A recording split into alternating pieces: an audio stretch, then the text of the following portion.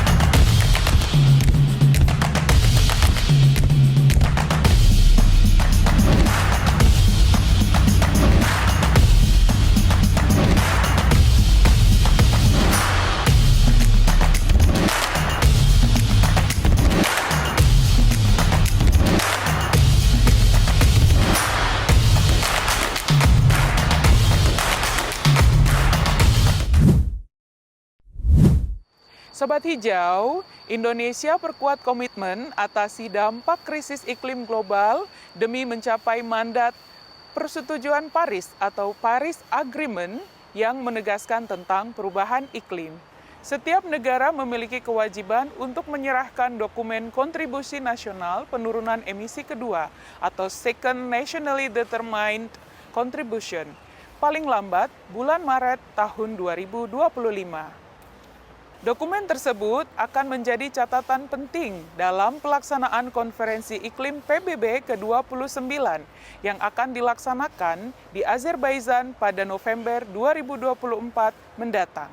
Pada 20 Agustus 2024, Kementerian Lingkungan Hidup dan Kehutanan melalui Direktorat Jenderal Pengendalian Perubahan Iklim menggandeng 6 kementerian lain untuk merancang Second NDC, di antaranya Kementerian Energi dan Sumber Daya Mineral, Kementerian Perhubungan, Kementerian Kelautan dan Perikanan, Kementerian Perindustrian, Kementerian Pertanian, Kementerian Kesehatan, lembaga serta para pemangku kepentingan. Kegiatan ini dibuka dengan pemaparan oleh Menteri Lingkungan Hidup dan Kehutanan, Siti Nurbaya.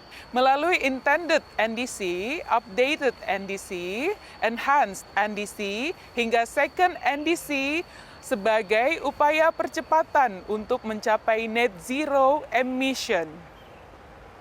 Mari kita simak pemaparan Menteri Siti berikut ini. Bismillahirrahmanirrahim. Assalamualaikum warahmatullahi wabarakatuh. Shalom Om Swastiastu.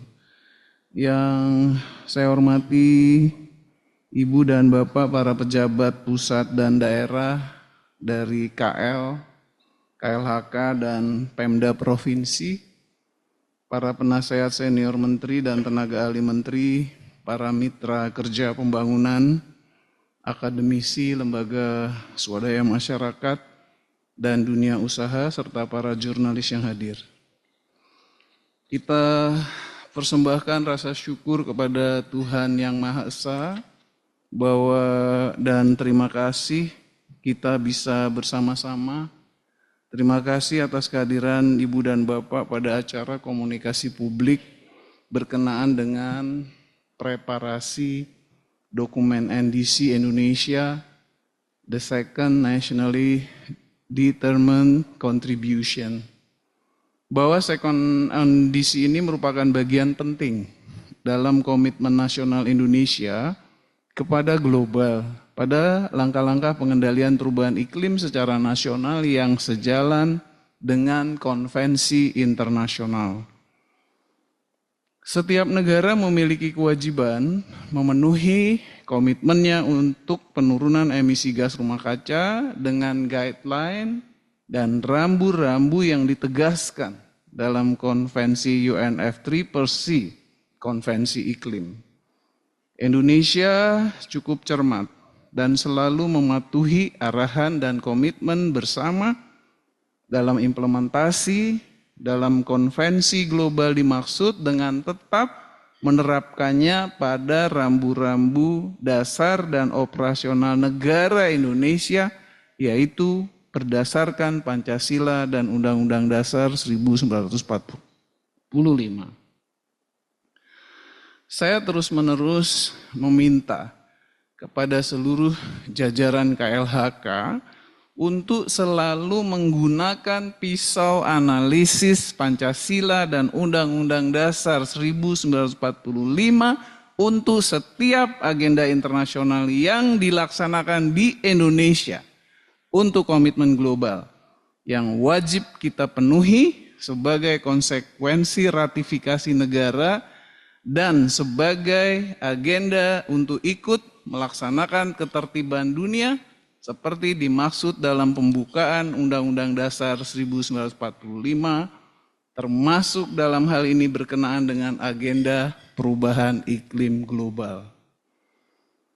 Ibu dan Bapak yang saya hormati, dalam kesempatan yang sangat penting ini saya ingin menyampaikan hal-hal terkait dengan perkembangan dari langkah-langkah kita pada preparasi penyusunan dokumen Second Nationally Determined Contribution. Sampai saat ini kita terus bekerja dalam upaya memenuhi target-target Enhanced NDC sebagaimana harapan global. Kita memperkuat NDC kita, diantaranya terutama dengan Volunetsing 2030, di mana kekuatan agenda penurunan emisi gas rumah kaca bersumbu pada penurunan emisi sektor kehutanan, yaitu dengan hasil negatif emission pada tahun 2030. Dan tentu saja juga kerja-kerja keras sektor energi, antara lain dalam dekarbonisasi, dan langkah-langkah JETP dan Zero Waste Zero Emission, serta perintisan pada sektor kelautan.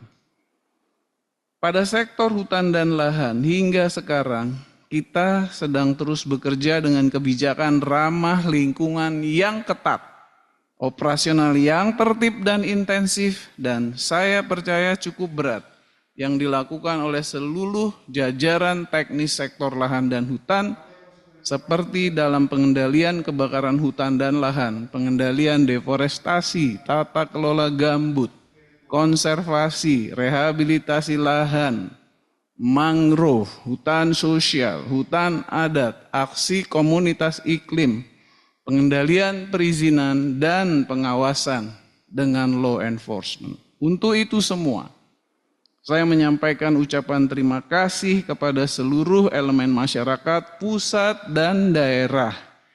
Terima kasih atas kerja keras dan capaian penurunan emisi gas rumah kaca yang cukup baik pada beberapa tahun terakhir ini.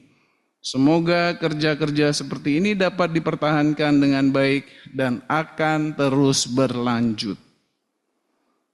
Capaian NDC merupakan refleksi dari kebijakan dan kerja lapangan yang nyata dan intens dari seluruh elemen bangsa yang terlibat. Ada kebijakan pemerintah di sana, ada kontribusi dunia usaha, dan saya percaya yang terbanyak adalah kontribusi masyarakat dalam kerja penurunan emisi gas rumah kaca. Kalau karbon, kita sebut karbon yang berkembang dalam diskusi itu hanya di bagian hilir, di bagian ujungnya. Padahal secara keseluruhan mesti kita lihat sebagai satu kesatuan sistem hulu hilir. Indonesia kita sampai dengan sekarang termasuk yang cukup baik dalam kerja-kerja aksi agenda iklim. Dan kita juga termasuk yang tertib dalam mentaati rambu-rambu konvensi internasional dengan integritas yang tinggi.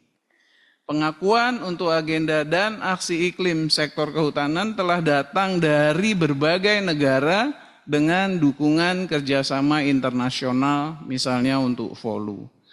Di sisi lain, kita juga tahu upaya keras sektor energi dan kelola sampah. Sektor energi dengan JETP masih terus berjuang keras. Telah ada kerja-kerja Pertamina dan PLN, dalam dekarbonisasi, dan sebagian dunia usaha swasta. Kerja-kerja berat itu dalam dokumen NDC kita berada dalam rangkuman Enhanced NDC. Sebelumnya kita telah menegaskan NDC pada Paris Agreement yang disubmit ke PBB di New York tahun 2016 dengan angka 29%. Dan sebelumnya NDC pada era pemerintahan sebelumnya dengan angka 26%. Kalau nggak salah itu tahun 2009 ya Bu Ami. Oke. NDC angka 26%, tapi ada catatannya dalam rezim protokol Kyoto. Saya ingin kita bisa membedakan dengan jelas rambu-rambu konvensi dalam rezim Kyoto Protokol dan dalam rezim Paris Agreement dengan rambu-rambu yang membawa konsekuensi yang berbeda bagi negara pihak, termasuk kita di Indonesia, bagi kerja-kerja kita di Indonesia. Kira-kira seperti itu kurang lebih perjalanan yang telah kita lalui selama hampir 10 tahun ini, dengan hasilnya yang secara umum kini diakui oleh internasional cukup baik. Sebagaimana diketahui bersama, Indonesia bersama seluruh negara pihak dari UNFCCC sepakat untuk menjaga kenaikan suhu global pada 1,5 derajat Celcius untuk mencegah terjadinya bencana yang dahsyat pada kehidupan umat manusia dan lingkungan. Hal ini merujuk pada prediksi IPCC Special Report 1,5 derajat Celcius tahun 2018 dan IPCC 6 Assessment Report Working Group 1 on the Physical Science Basis of Climate Change. Suhu global akan terus meningkat sampai 2,1 hingga 3,5 derajat Celcius pada skenario intermediate.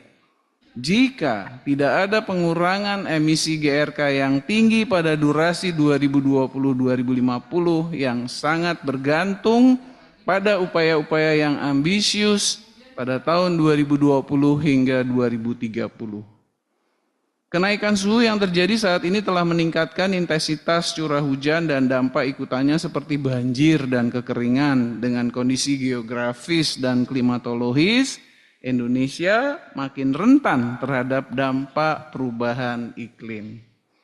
Ibu dan Bapak yang saya hormati, rasanya saya perlu menyampaikan sedikit lebih rinci lagi tentang kronologis perjalanan dalam aktualisasi Indonesia berkenaan dengan kerja-kerja agenda perubahan iklim.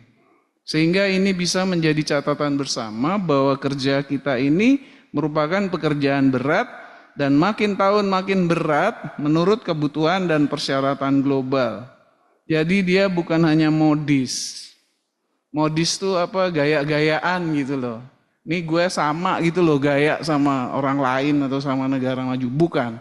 Kita tidak bekerja modis. Atau ikut-ikutan. Atau hanya untuk kepentingan sesaat. Atau hanya untuk kepentingan golongan-golongan tertentu. Indonesia kita sangat serius menjalankannya sejak COP di Bali dan makin diperkuat di dalam 10 tahun terakhir ini untuk kepentingan nasional jangka panjang. Pemerintah Indonesia telah menyampaikan komitmen untuk kontribusi global menghadapi perubahan iklim sebelum diratifikasinya Paris Agreement pada bulan September 2015. Jadi kita sudah submit pada September 2015 melalui yang kita sebut Intended Nationally Determined Contribution atau INDC. Sebagai bagian dari implementasi persetujuan Paris Agreement atau persetujuan Paris melengkapi dokumen ratifikasi Paris Agreement pada tahun 2016 telah disampaikan oleh pemerintah Indonesia melalui penyampaian First NDC sebagai mandatory commitment mengacu pada prinsip-prinsip CBDRRC. Untuk meningkatkan ambisi mencapai target menjaga kenaikan suhu global tidak lebih dari 2 derajat Celcius dan mengupayakan kenaikan tersebut sampai dengan 1,5 derajat Celcius. Maka Indonesia meningkatkan ambisinya melalui penyampaian updated NDC pada tahun 2021 dan enhanced NDC di tahun 2022. Ini kronologis ini perlu kita ikuti ya. Melalui penyampaian komitmen tersebut, target pengurangan emisi GRK meningkat dari 29% menjadi 31,89% dan dari 41% menjadi 43,2% dalam enhanced NDC.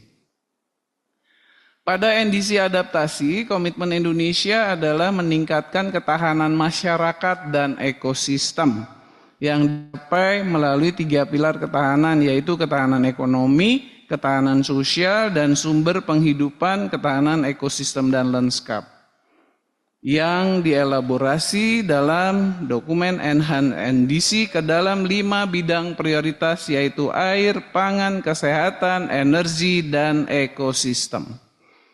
Indonesia juga telah menyampaikan visi jangka panjangnya melalui Long Term Low Carbon and Climate Resilience Strategy LTS LCCR 2050 yang menuangkan inisiatif Volunet-Sync 2030 dan Net Zero Emission pada 2060 atau lebih cepat.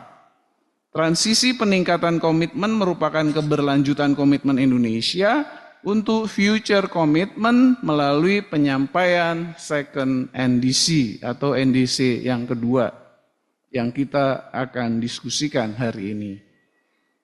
Untuk mencapai komitmen tersebut, pemerintah Indonesia telah dan terus akan membangun serangkaian modalitas dan meningkatkan implementasi untuk menuju 2030, antara lain. Pertama, selain peningkatan target reduksi emisi GRK dari 29 menjadi 31,9% melalui pendanaan nasional hingga 41% menjadi 43,2% melalui dukungan internasional.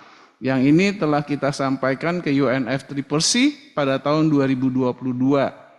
Jadi dengan sumber dari dokumen First NDC tahun 2016, dari update NDC tahun 2021 dan enhanced NDC 2022. Kedua, Indonesia telah memiliki kebijakan perencanaan meliputi Volunet-Sync 2030, Long Term Strategy on Low Carbon and Climate Resilience 2050, dan visi Net Zero Emission 2060 or sooner. Indonesia juga telah memiliki regulasi atau dasar hukum dan kelembagaan penyelenggaraan NDC dan implementasi artikel 6 of the Paris Agreement berupa peraturan Presiden nomor 98 tahun 2021 tentang penyelenggaraan nilai ekonomi karbon. Indonesia juga telah memiliki beberapa infrastruktur untuk implementasi kerangka transparansi melalui sistem inventarisasi GRK nasional atau ScienceMart, sistem registri nasional dan MRV, dan sistem informasi data indeks kerentanan atau SIDIK. SIDIK ini baru-baru ini memenangkan penghargaan United Nations Public Service Award 2024 untuk spesial kategori Tackling Climate Change. Terima kasih kepada kawan-kawan yang telah mendevelop ini. Ibu Bapak yang saya hormati, mandat keputusan COP28 menurut keputusan DES First/CM4 menekankan pentingnya pengurangan emisi GRK global tahun 2030 sebesar 43% dan tahun 2035 terhadap tingkat emisi GRK tahun 2019. Peningkatan energi terbarukan di sektor energi, peningkatan pengurangan deforestasi dan degradasi lahan, rehabilitasi hutan dan lahan, serta restorasi ekosistem gambut, pengelolaan limbah padat dan cair domestik dan industri, antara lain merupakan langkah-langkah pengurangan emisi GRK yang telah dilakukan sejak tahun 2021. Adaptasi terhadap perubahan iklim yang meliputi penguatan sistem dan aksi di tingkat nasional dan pelaporan ke UNFCCC. Sehubungan dengan hal tersebut, KLHK sebagai National Focal Point telah mengambil langkah-langkah kerja bersama untuk NDC dalam penyusunan dokumen NDC yang kedua sebagai bagian komitmen global dalam pengurangan emisi gas rumah kaca dan peningkatan terhadap ketahanan iklim, serta diharapkan akan disampaikan kepada UNFCCC pada tahun 2024 ini dan sedapat-dapatnya sebelum COP pada bulan November. Mengacu pada mandat DES 1/CP21 para 24 yang telah diputuskan dalam COP 27 dan COP 28, Second NDC Indonesia akan menyampaikan peningkatan komitmen Indonesia dalam aksi global perubahan iklim sampai dengan tahun 2035 dengan tetap memegang prinsip no backsliding dan yang sejalan dengan LTS LCCR 2050 untuk mencapai tujuan Paris Agreement. Di dalam dokumen Second NDC akan dilakukan penyelarasan pada skenario 1,5 derajat Celcius untuk mencapai net zero emission tahun 2060 atau lebih cepat. Jadi kita pertegas sekarang posisi kita adalah menurunkan 1,5 derajat Celcius. Yang lalu masih 2 derajat sampai dengan 1,5 derajat. Sekarang udah tegas 1,5 derajat. Cakupan jenis gas rumah kaca akan meliputi CO2, CH4, N2O, HFC. Sementara tingkat emisi akan menggunakan reference year 2019 dengan peaking rata-rata tahun 2030. Reference year 2019 ini menurut ketentuan UNFCCC. Itu yang selalu saya bilang bahwa kita mengikuti rambu-rambu internasional. Selain itu, Second NDC juga akan mencakup sektor dan subsektor baru yaitu kelautan dan hulu migas, serta akan mendetilkan just transition dan elemen adaptasi. Apresiasi saya sampaikan kepada kawan-kawan di Kementerian Kelautan dan Perikanan yang telah mengambil langkah inisiasi untuk identifikasi potensi pengurangan emisi GRK melalui upaya konservasi padang lamun. Tepuk tangan untuk KKP. Terima kasih. Terima kasih Pak Dirjen. Ini Pak Dirjennya ada di sini.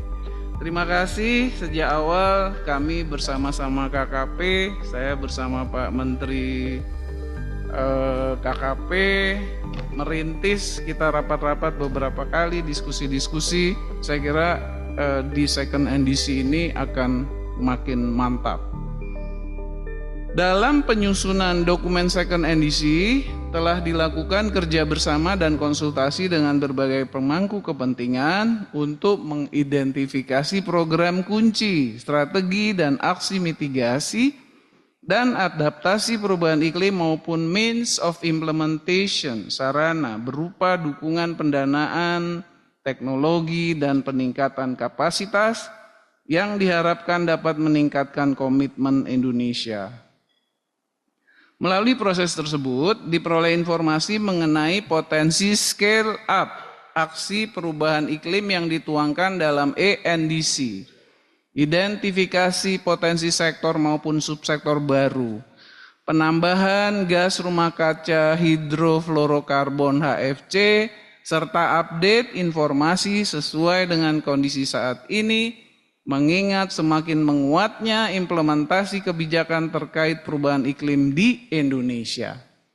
Saat ini dukungan bagi percepatan implementasi NDC melalui sumber dana GCF output 2 KP3 yaitu kategori pemanfaatan 3, program implementasi NDC pada sektor, maka KL pengangku sektor atau subsektor NDC dapat memanfaatkan dana yang ada untuk mendorong percepatan enabling conditions antara lain penyiapan regulasi dan implementasi maupun peningkatan ambisi NDC di sektor atau subsektor yang menjadi tanggung jawabnya, sehingga target NDC dan Indonesia Volume Net Sink 2030 akan dapat tercapai. Ibu Bapak yang saya hormati, kita memahami bersama bahwa salah satu sasaran visi Indonesia Emas 2045 untuk mewujudkan Indonesia sebagai negara Nusantara berdaulat, maju dan berkelanjutan, yaitu dengan melalui penurunan intensitas emisi GRK menuju net zero emission yang ditargetkan sebesar 93,5%. Selain itu, berbagai tantangan ke depan akan semakin besar dan kompleks, baik bersumber dari lingkungan eksternal maupun lingkungan internal. Salah satunya adalah proses aksesi Indonesia pada OECD. Di satu sisi, keanggotaan Indonesia dalam OECD akan turut berperan penting dalam mendorong transformasi ekonomi Indonesia mencapai visi Indonesia Emas 2025-2045. Di sisi lain, implikasi terhadap negosiasi perubahan iklim Indonesia dalam konstelasi UNFCCC memerlukan adanya strategi diplomasi baru yang tangguh. Di atas semua itu harapannya melalui penguatan kebijakan pengendalian perubahan iklim yang akan tertuang dalam second NDC nanti dengan ciri-ciri. Pertama, dokumen bersifat transformatif, mengarus utamakan aksi iklim ke dalam perencanaan pembangunan yang lebih luas, mengaktualisasi investasi untuk aksi iklim yang efektif, dan mendukung tujuan pembangunan berkelanjutan. Kita semua optimis bahwa secara bersama-sama Indonesia akan mampu menghadapi tantangan dan dampak perubahan iklim yang meluas, baik di tingkat nasional maupun global. Tentu tepuk tangan untuk optimisme Indonesia kita. Saya selalu optimis karena kalau di luar kita termasuk orang yang patuh dan hasilnya kelihatan. Banyak contoh-contoh negara lain yang mengalami kesulitan, termasuk juga kegagalan dalam konteks karbon seperti Kenya, Ghana, dan lain-lain. Jadi kita harus tetap semangat, kita tetap harus melanjutkan pekerjaan-pekerjaan yang cukup berat ini. Tepuk tangan untuk kita semua. Ibu dan Bapak yang saya hormati, melalui pertemuan komunikasi publik Second NDC pada hari ini, saya berharap kita semua dapat memberikan masukan dalam rangka penyempurnaan muatan pada dokumen Second NDC, sehingga Indonesia akan dapat tetap memberikan komitmen tinggi dan menunjukkan improvement over time dan tidak backsliding. Kita akan bekerja untuk penyempurnaannya lebih lanjut dengan tetap berpegang pada nature of NDC yang merupakan dokumen janji yang harus di-tracking, harus bisa di-tracking, harus diimplementasikan, harus dilaporkan, dan harus dipenuhi oleh pemerintah Indonesia. Dan saya yakin kita sanggup melakukan itu. Dokumen sesuai ketentuan harus disampaikan oleh pemerintah Indonesia kepada Sekretariat UNFCCC dan diproyeksikan akan kita rampungkan segera sedapatnya sebelum COP29. Saya mengajak kita semua untuk merampungkan kerja-kerja Second Update NDC ini sebagai upaya kita menjaga lingkungan dan alam Indonesia dan sebagai kerja dalam ikut menjaga ketertiban dan kepentingan global pada konteks pengendalian iklim. Ada tanggung jawab kita secara global, seperti tertuang dalam Undang-Undang 16 tahun 2016 berkenaan dengan ratifikasi Paris Agreement. Menangani agenda iklim merupakan kerja yang diatur dalam Undang-Undang nomor 16 tahun 2016 tersebut, dengan tata kelola yang diatur berdasarkan rambu-rambu peraturan perundangan nasional dan dengan memperhatikan pokok-pokok substansial menurut konvensi global. Saya perlu menegaskan kembali bahwa komitmen Indonesia dalam pencapaian target NDC dan mewujudkan visi menuju net zero emission pada tahun 2060 atau lebih cepat akan sangat memerlukan kerjasama dari berbagai sektor dan seluruh pemangku kepentingan. Dan nampaknya dari exercise yang nanti dapat dibahas dalam diskusi hari ini, proyeksi net zero emission Indonesia atau sooner sebelum 2060 akan bisa dicapai. Tepuk tangan untuk kerja keras semua pihak. Saya merasa bangga dengan kerja-kerja keras seluruh masyarakat Indonesia yang saya tahu persis di sektor kehutanan dan lahan. Saya juga ingin berterima kasih kepada seluruh jajaran Kementerian LHK dan Dinas Kehutanan dan Lingkungan yang kerja keras dengan standar yang cukup berat. Sudah ada exercise angka-angkanya hingga di angka 97 sampai 103% penurunan emisi di tahun 2060 atau pada saat itu telah dapat terjadi negative emission akan bisa kita capai dengan catatan bahwa kerja-kerja keras seperti saat ini, current policies, kebijakan dan operasi seperti saat ini tetap bisa dipertahankan dan harus berkelanjutan. Itu pesannya. Mengingat NDC mitigasi dan adaptasi mencakup banyak sektor di kementerian, lembaga, dan lintas organisasi pemerintah daerah di provinsi, saya mengajak Bapak dan Ibu untuk bersama-sama kita bersinergi dan berkolaborasi untuk mencapai tujuan mengurangi emisi gas rumah kaca secara nasional dan meningkatkan ketahanan iklim sekaligus dalam upaya peningkatan kesejahteraan masyarakat. Selamat mengikuti acara ini, selamat berdiskusi pada kegiatan komunikasi publik Second NDC hari ini, dan dengan ini secara resmi saya membuka. Terima kasih. Wassalamualaikum warahmatullahi wabarakatuh. Sobat Hijau, seperti yang disampaikan oleh Menteri Siti, dokumen iklim Second NDC ini memuat pembaharuan komitmen pengendalian perubahan iklim dengan tetap memegang prinsip no backsliding atau tidak mengurangi komitmen sebelumnya yang sejalan dengan long-term strategy for low carbon and climate resilience 2050. Jangan kemana-mana Sobat Hijau, Indonesia Green TV akan kembali ke hadapan Anda.